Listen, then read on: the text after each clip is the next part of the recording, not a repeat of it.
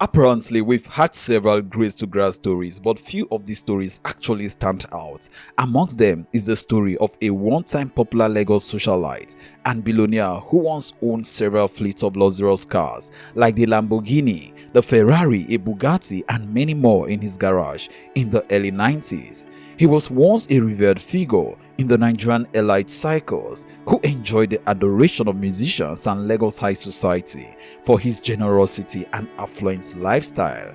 Many popular singers of the 90s sang his praises to high heavens. And beyond material riches, Goddy Anabor exuded charisma and charm, evidenced in his ability to captivate those around him. He was also the ladies' man.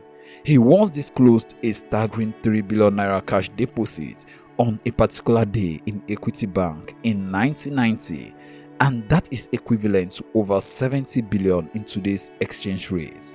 Foreign ambassadors, governors, and other top politicians attended his extravagant parties, highlighting his unmatched status as a Nigerian socialite. But this man fell from glory. Now the question is, what truly happened to him? And above all, how did he make all this money? Could this be a case of karma for ill-gotten wealth?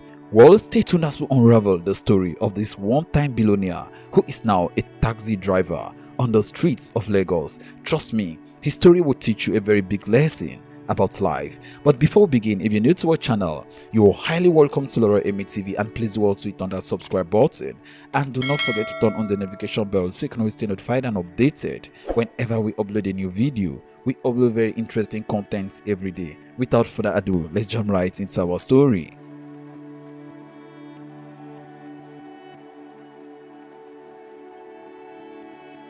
Goddy Francis Anabor was born on the 19th day of February 1961 in the ancient city of Kano in northern Nigeria, but he is originally from Fuga in Auchi in Edo State in the southern part of the country.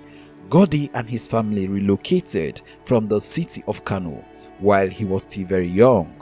They relocated to the ancient city of Osogbo in the southwestern part of Nigeria, where he spent most of his childhood and adolescent days before relocating to the city of Lagos as an adult in search of greener pastures. It is alleged that Goddy made his money from defrauding white people. He is known to be one of the pioneers of Yahoo, which was known as 419 at the time. When asked about his fraud and scamming background and how he made his money, Goddy told the journalist that Yahoo is not a crime. Rather, he collected from those who stole from his ancestors. Oh well. Goddy, being a smart man, invested the money he made from fraud into multiple businesses. He invested the money by starting different businesses, including the Heart magazine, a romance soft-sell publication that gave the defunct Hint magazine a big run for its money. Heart magazine was one of the very first Nigerian magazines dedicated to sex education. It was very popular back in the days. Goddy Anabor also founded a color printing business that printed for top newspapers like This Day newspaper, Punch newspaper, and many other media publications.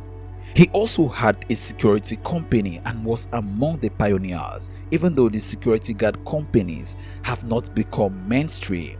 He was also a big player in the real estate business in Lagos, with over 100 buildings to his name scattered across the city of Lagos.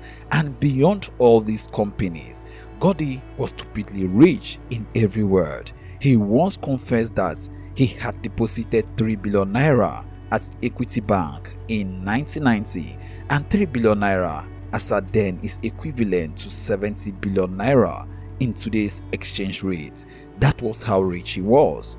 He was the only Nigerian socialite at that era who had foreign ambassadors posted to Nigeria attending his world parties. Nigerian women, especially Lagos big babes, who are today our mothers and grandmothers, loved him. He takes care of his women and empowers them as well. He had hundreds of girls as side chicks, as it was said that he could camp a babe at the Sheraton Hotel without seeing her for 3 months because there were so many camped in different guest houses and hotels in Lagos, and he was taking turns sleeping with them, one after the other. So you need to be patient before it gets to your turn. The Sheraton Hotel loved him as well. He was their biggest individual customer and always had guests staying over at the hotel. He once paid a bill of 86 million naira for his guests at that hotel. He was so big that he had a permanent room which incurs daily bills at Sheraton Hotel in the 90s. This was at a time when the dollar was equal to 86 million naira in exchange rate. Owambe parties are not complete without Goddy Anabor. He was a spender and could spend 1 million naira in one soup without looking back. Shina Peter, Oliver the Cook and Sonny Ade were his favorite musicians, and they sang his praises to high heaven. To his credit, he made a lot of men by taking them out of poverty. The former billionaire revealed that he helped 3 people to become billionaires back in the day, but all the people he helped have turned their back on him. Car dealers also loved him. He drove luxury cars and was always among the first to drive a new Rolls Royce in Nigeria whenever the manufacturer released it. He had up to 59 cars in his garage, which included Bentleys, SUV, Rolls Royce amongst others. He was the Odogu of the 90s. Well, today Goddy, who is 62 years old, can only reminisce of all the good days, as all he has now are memories of the lavish life that he once lived and the women he once slept with. He is now a shadow of himself as he drives a taxi on the streets of Lagos to pay his bills. All his hangers-on, sycophants, girlfriends, side chicks, and even the men he raised from poverty have abandoned him to his poverty, except one called Mike Biggie, who lives somewhere in Akowonjo area of Lagos. He rented a house for Goddy and takes care of some of his bills. This was a man who used to have properties in GRA Ikeja and Allen Avenue. Many of them were guest houses, but today he is living at the mercy of his benefactor. All his properties have been sold off at a giveaway price because Goddy friends knew he was broke and so leveraged that to buy the properties at a ridiculously below market price. Also, he had a drug addiction problem, so he was selling the properties at a ridiculous price to feed his addiction. His wife Antonia, who was a party animal, abandoned him too as she moved with the kids abroad. Obviously, the attraction for her was the man's money, and immediately he fell into hard times. She disappeared with the kids to the United Kingdom, where they now live. Goddy also alleged that his wife was part of his downfall, as she collided with the managers of his businesses to steal him dry before running to the United Kingdom when the money ran out.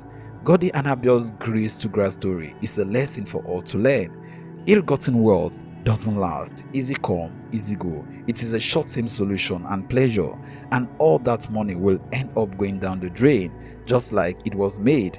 Fraud does not pay. It was easy for Goddy to lose everything because he did not work hard for it. This tragic grace to grass story is an eye-opener and a lesson for all to learn. Don't forget to drop your comments and opinions in the comment section below, and also do like and share this video with your friends and family so they can all learn from the story of Goddy Anabor and stay away from fraud.